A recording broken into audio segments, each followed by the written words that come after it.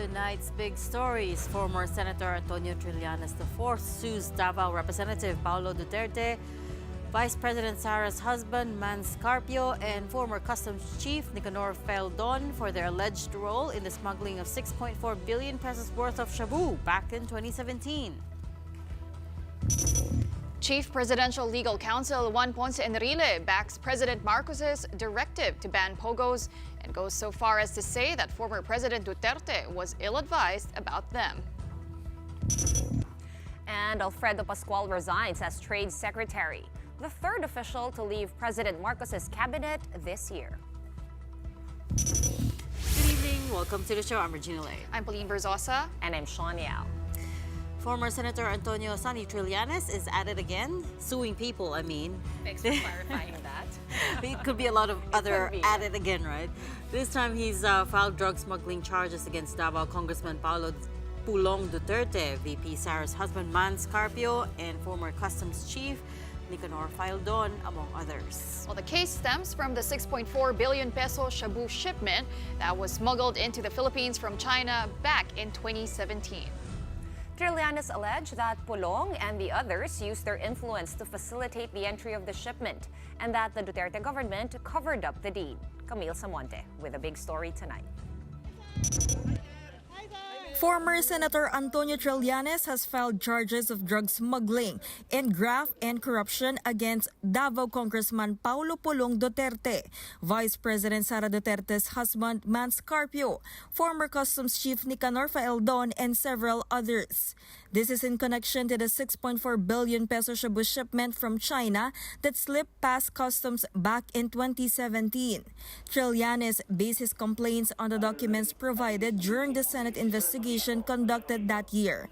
The former senator said the respondents are guilty of conspiracy to import over 600 kilograms of crystal meth or shabu. Supposedly through the Bureau of Customs Express Lane, the Senate Blue Ribbon back then found that the drugs were allowed a green lane passage and were not inspected physically. Trillanes said Duterte, Carpio, and Feldon used their influence to facilitate the entry of the shabu shipment. Ang mga nakalap namin na ebidensya ay bunga nung Senate investigations noong 2017 din. Pero ito yung mga pinilit na pagtakpan nung Duterte administration nung sila ay nakapwesto pa. Kaya ngayon, nakahanap tayo ng magandang pagkakataon na mag-file nitong kasong ito. Aside from Pulong Duterte, Carpio, and Feldon, one other key respondent is Charlie Tan, a Taiwanese businessman who is said to be the business partner of Michael Yang, the one-time economic advisor of former President Rodrigo Duterte. Ganito yung naging sistema. Ang pinakang drug lord dito ay si Charlie Tan, nakapartner ito ni Michael Yang. Magkapareha sila ng triad. Tapos ang naging protector ay sila Pulong Duterte at Mans Carpio. Tapos ang mga naging facilitators naman ito na naipasok ito at naipuslit palabas ng customs ay sina Feldon, sina Allen Capuyan at iba pa na mga na-mention dun sa case. Back in 2018, Trillanes made the same accusations against Pulong and Mans Carpio, but the case was dismissed by the ombudsman for lack of basis. He was then sued for libel because of it. For Congressman Duterte, the latest case is a welcome development, given that he will be able to defend himself in court. He also maintained his innocence and says he is confident that the judicial process will clear his name. The Davao representative is also eager to see some progress in the libel cases he filed against Trillanes. One News is still trying to reach out to Feldon and the others accused. Trillanes, meanwhile, said he will file more complaints against the Dutertes in the coming weeks. For News 5, Camille Samonte, we are One News. Now, staying on Michael Yang, there's now an arrest order out for him, issued by the lower house just this afternoon. The House Committee on Dangerous Drugs cited him in contempt for failing to attend a series of inquiries over a drug bust in Mexico, Pampanga. Yang is being linked to the incident through his connection to Empire 999, the firm that owns the warehouse where shabu worth 3.6 billion pesos was discovered last year. Former Police Colonel Eduardo Asierto testified that he had flagged Yang's links to the drug trade as early as 2017 and claimed former President Duterte wants him killed for speaking up. The House is now coordinating with the Bureau of Immigration and Department of Foreign Affairs to track Yang's passport. But records show the ex-economic advisor to former President Duterte, flew to Dubai in May. Kasi maaaring lumipat-lipat na rin siya eh. So, kapag merong ganyang alarm, it will now provide us information kung saan nagta-travel ito because he will be using definitely his own passport. A manhunt is also underway for suspended Bamban Mayor Alice Guo. On July 10, more than 2 weeks ago, the Senate Committee on Women and Children cited her in contempt and ordered her arrest for snubbing the upper chamber's probe on POGOs. Senators have now given the PNP an ultimatum to find her soon, else face budget cuts. Hindi po tumitigil ang Philippine National Police sa paghahanap po at kahit wala po itong mga pangungusap po na ito ay magtutuloy-tuloy po ang PNP na sa paghahanap po na ito. Gagawin po ng PNP ang lahat ng makakaya po nila within our powers and authority to bring Mayor Alice Guo and others to the jurisdiction po ng Senate.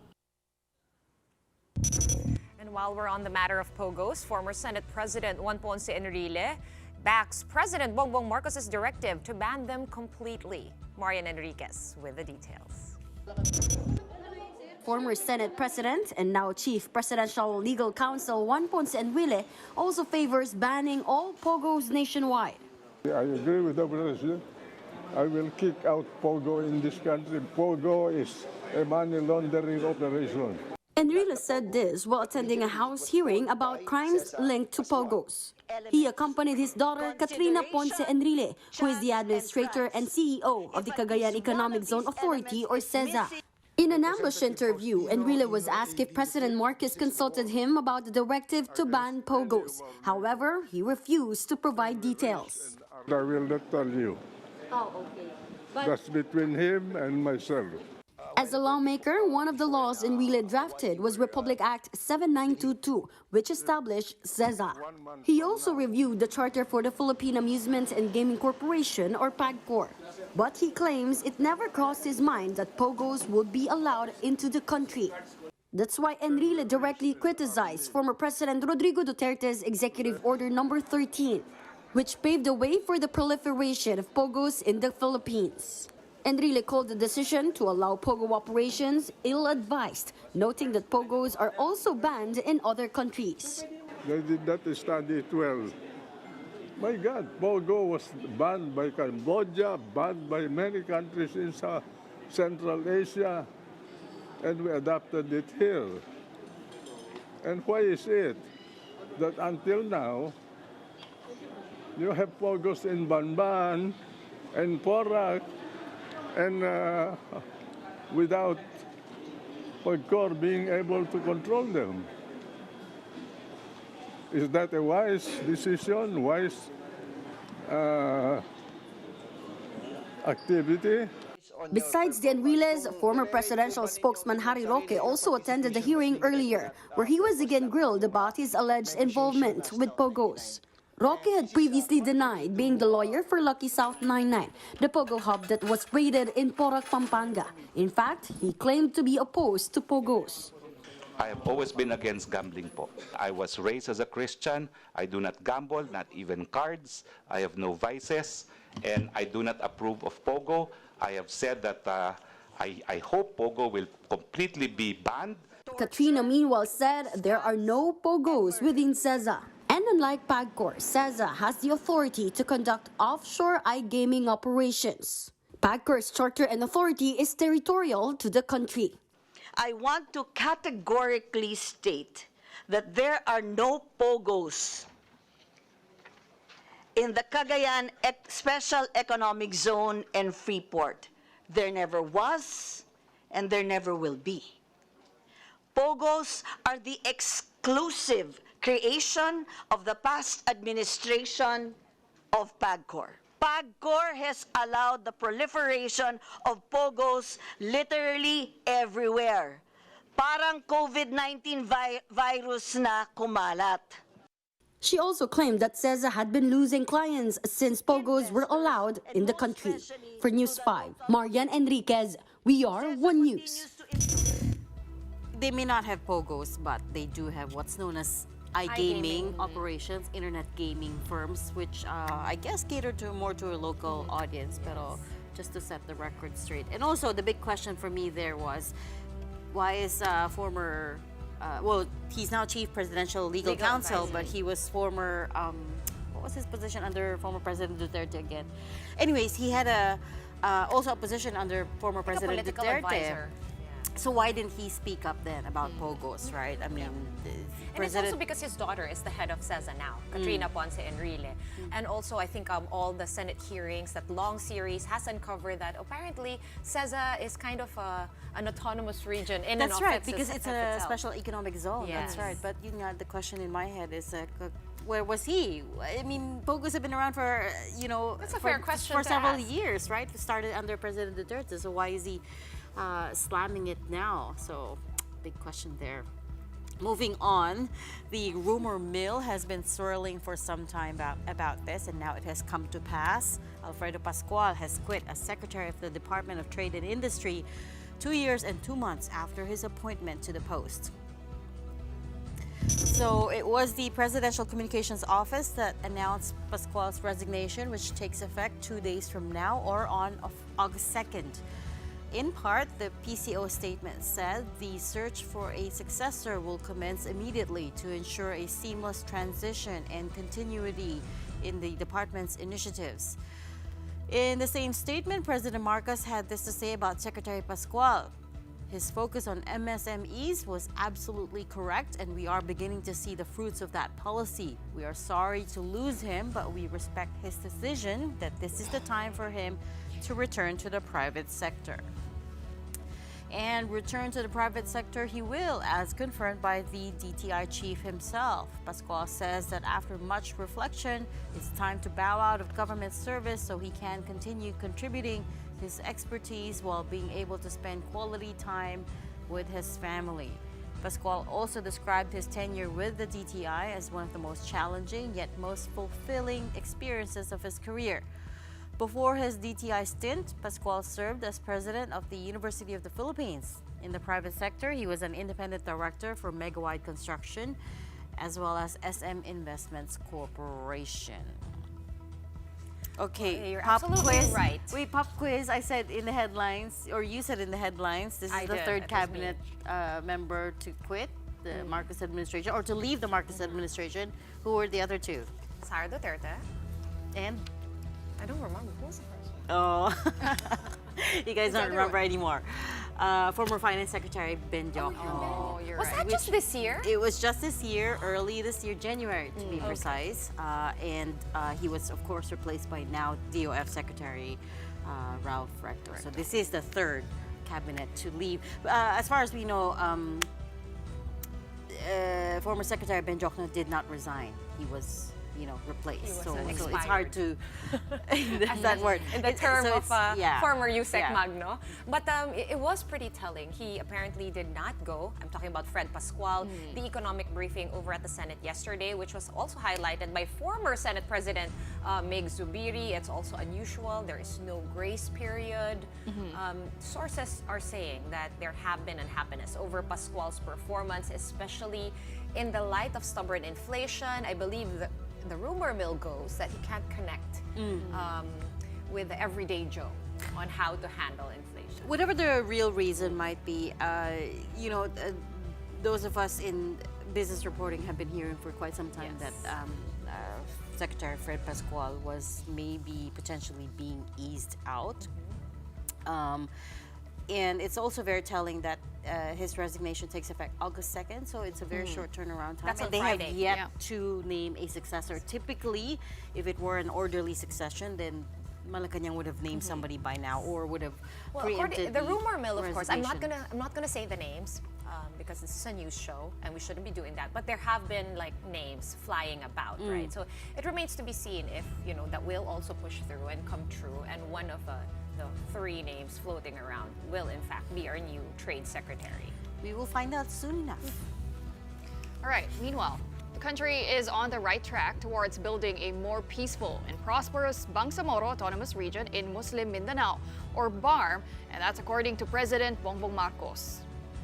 I'm confident that we are on the right path to building a more peaceful, stable, and prosperous Bangsamoro region as we find responsive solutions to the remaining issues and concerns that still need to be addressed. I am confident that the IGRB shall continue performing and executing its mandate pursuant to the principles and provisions of the Bangsamoro Organic Law.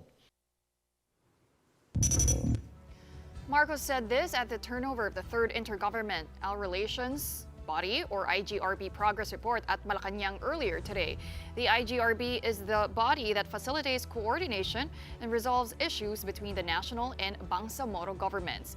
It is co-chaired by Budget Secretary Amena Pangandaman, the only Muslim in the Marcos cabinet. Now, during the event, Marcos touted the reforms his government has taken to assist BARMM, including commissioning former Moro rebels to the police force, the granting of amnesties to former Moro combatants, and the turnover of various properties of the national government within the BARMM region. Now, at the event, Secretary Pangandaman also personally handed the President a copy of the 2025 National Expenditure Plan, otherwise known as the budget. At 6.35 trillion pesos, next year's budget is over 580 billion pesos higher than this year's, a record amount. Budget deliberations in Congress will begin next week. We are going to pause for a quick break right now, but right after that, 22 out of 23 senators are now calling for the temporary suspension of the POV modernization program. The details when we return. Stay with us.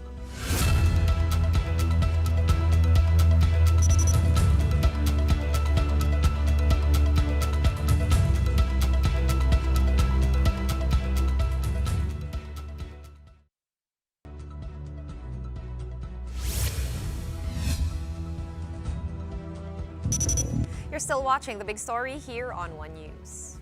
In the Senate, lawmakers are pushing to temporarily suspend the implementation of the PUV modernization program. But transport groups that have already consolidated are not happy about it. Here's the report. 22 out of 23 senators are now calling for the temporary suspension of the PUV modernization program. In a resolution, the senators note the insufficient information campaign to educate stakeholders. There's also the burden of financing costs for modern PUVs. The senators add that while the modernization program is crucial to fixing the country's traffic problem, its implementation should be reviewed thoroughly. All senators except for Senator Risa Ontiveros signed the resolution. We're still trying to get a statement from her on the matter. For Senator Joel Villanueva, there's still a big concern on subsidy and just how much assistance the government can provide. Mismong DBP officials, mismong sila nagsabi na yung amount na, yung amount, 2 million, cost na gusto mong i-push dito sa modernization, napakataas. Ang average, 650 pesos a day. That's absurd. Kaysa naman malubog sa utang, syempre, mapipilitan po yung mga kababayan natin na huminto na lang sa biyahe, kumonte yung babiyahe, mawawala ng trabaho. For Senator Cynthia Villar, it may be worth to try a partial implementation of the program, especially since close to 80% of PUV units nationwide have already consolidated. Partial implementation, di ba? Baka handa na sila Bakit mo naman sila pipigilin kung handa na sila? The model is good. It will be good for the jeepney drivers in the long run. Hindi na sila beholden sa operator nila, ang asosasyon nila, di ba? So pag kumita yon, sa kanila din yon, di-divide nila at the end of the year. So this is a better model, I think. Transport groups that have complied with consolidation are against the suspension of the modernization program. Groups supporting the initiative earlier threatened to go on strike if a suspension pushes through. Hindi ho solusyon ang resolusyon. Ang solusyon, ipagpatuloy natin ito.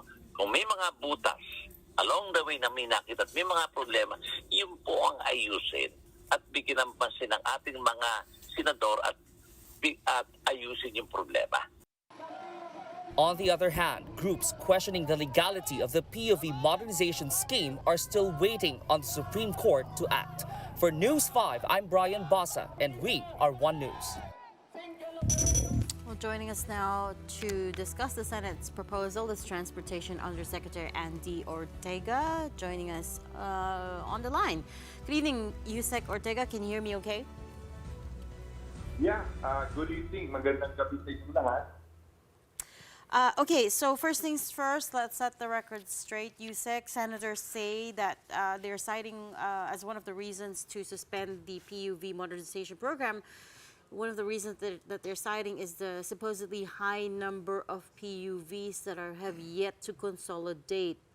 What is the actual figure at this point? Alam nyo, the final rate is 83%. From low 60s to 70s last year, umabot tayo ng 82%, meaning it's a big majority from the transportation sector that has embraced the program. Yung other 17%, it does not mean that there are 70% who does not want to join the program. It means that there are some, like the two groups, pero meron din kasi iba dyan, wala na talagang plano na mag-consolidate because they have opted maybe to do other business or maybe they've stopped flying or hindi na talaga silang bumabiyahe. So the 83% that is now the consolidation rate is really a big number that has agreed to join the program. Sorry, Yusek, I didn't hear you very well. What is the percentage of PUVs that have consolidated again? Yeah, at least 83%. 83% is a big number. 83%, right. 83%, correct? That's right. Yes, yes. Okay, and that's equivalent to how many vehicles? We're talking of around 150,000 that has consolidated, no? Kasi yung natitirang 70%, it does not mean that there are 70% who post the program. It just means that there are some has opted to decide not to pursue anymore the business of going into transportation. In short, you disagree with the figures that the senators are holding on to. Your point being it's not a high number of unconsolidated PUVs. Yeah, the 83% kasi as per study ng LTFRB, 60 or 65% is already enough number for this program to move forward. Okay, nabanggit nga, I don't know, Yusek, if you heard Senator Cynthia Villar earlier, but her soundbite says that she is in favor actually of a partial implementation kasi nga, sabi niya more than 80%, like you said, have already consolidated and they are ready to go. Is that possible? We know no, na wala pa naman yung resolution from the Senate right now, but is it possible to do a partial rollout? Alam mo, any suggestion is welcome, no? We respect that suggestion of Senator Villar. Pero sa pag-ikot namin sa buong Pilipinas, Luzon, Visayas, Mindanao, big cities, small cities, they are raring to go to this program. Gusto na talaga nilang ma-implement yung programa. They want to go to the next phase, which is to improve further the vehicles, to improve further the system in running the transportation business. So I think for us to roll it nationwide is really an option for us to do. Yusek, you did mention 17% of unconsolidated drivers and operators. Sabi mo, Yusek, some have decided not to pursue anymore and have ventured into other businesses. But there are still a number of drivers and operators who are decrying the lack of support when it comes to implementing this PUVMP. They're citing the high costs. Kasi isang modern jeepney could go as high as 2.4 million pesos. No? So what's the DOT are doing to augment or to help them also with these costs? That's why we increase already the equity subsidy from as low as 160,000 per vehicle, we raised it already to 280,000 for every vehicle that they've acquired. And also, we've asked Congress and the Senate to help further in the putting an amount para makatulong tayo sa pagbibili ng mga vehicles ng mga transportation cooperatives. Definitely, it is something that we could work together.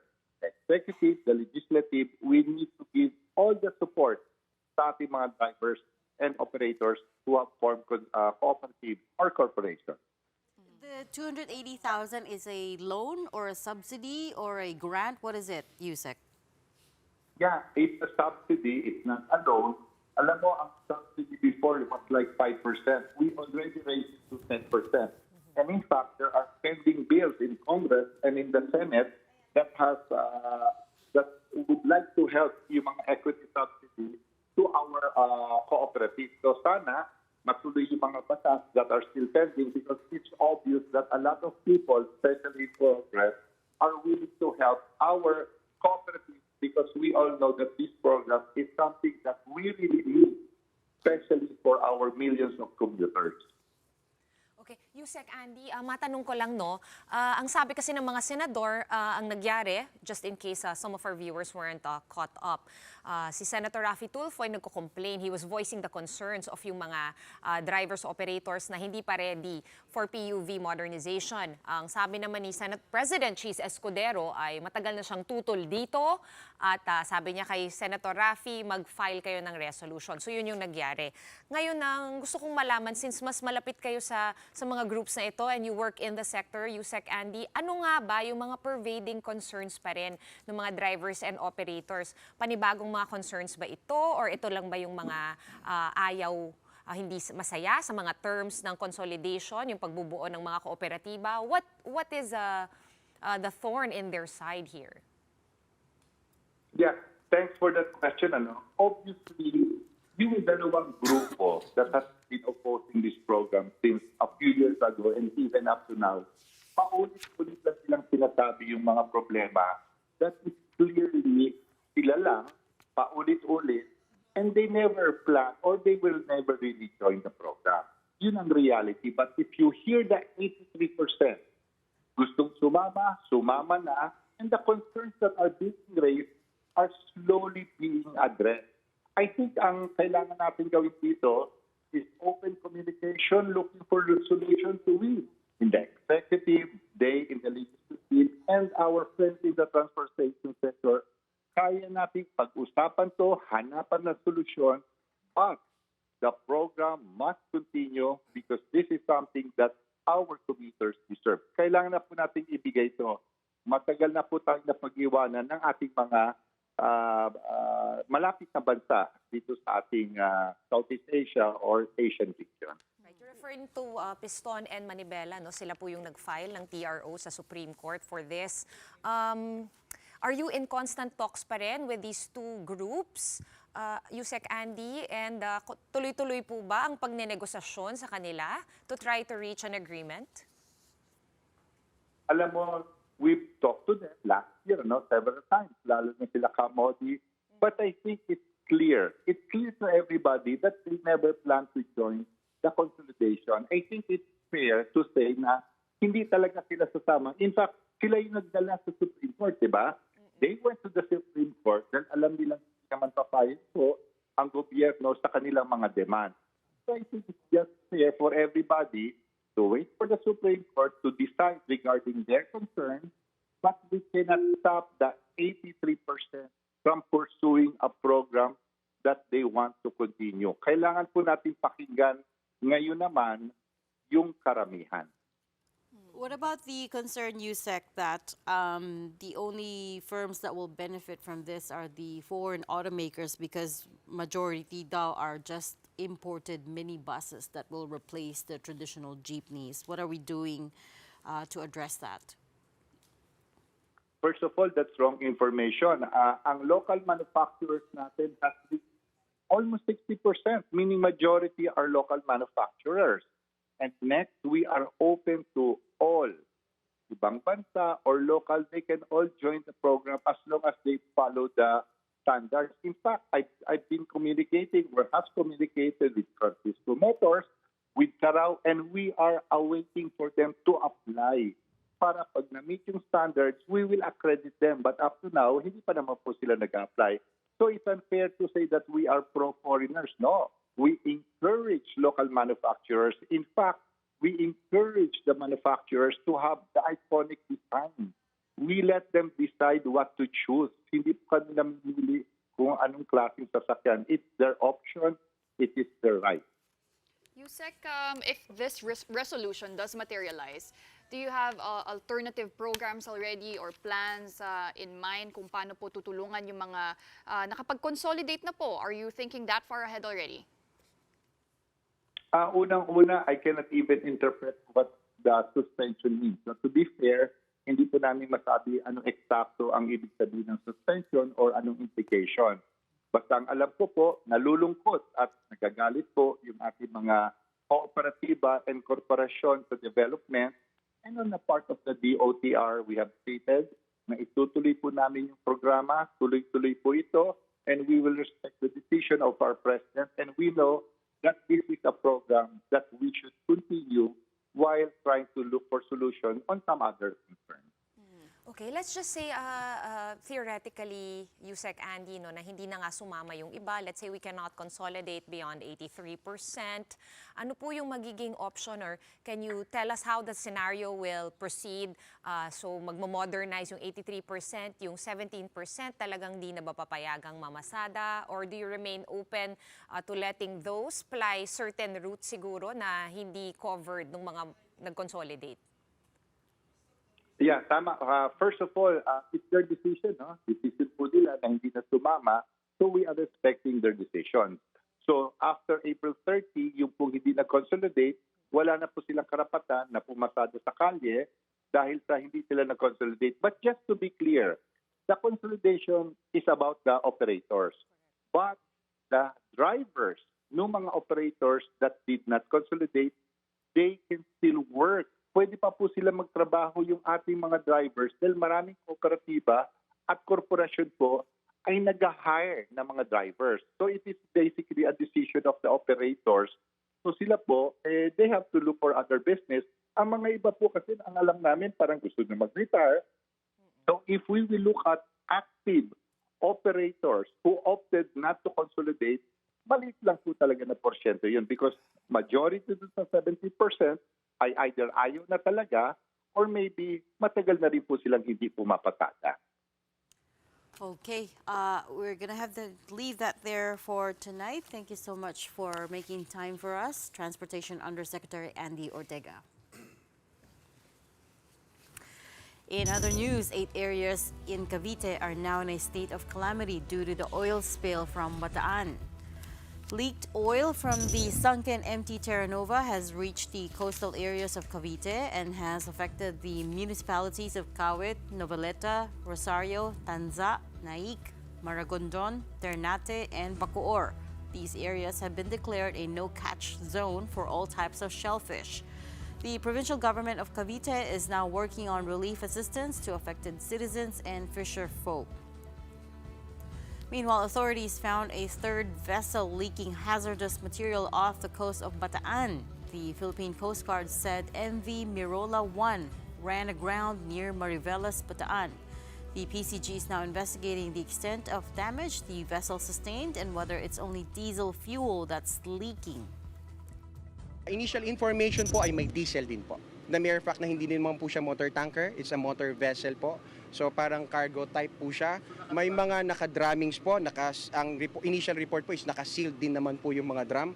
But then again, we have to check, we have to verify. At ngayon po, since na-mitigate na natin kahit papaano, na-control na po natin dito sa Terra Nova, magpapalagay na po tayo at gagawa na po tayo ng action. As we speak po, we are now consulting sa mga harbor, sa mga salvor po sir, na pwedeng mag-salvage po nung Mirola 1.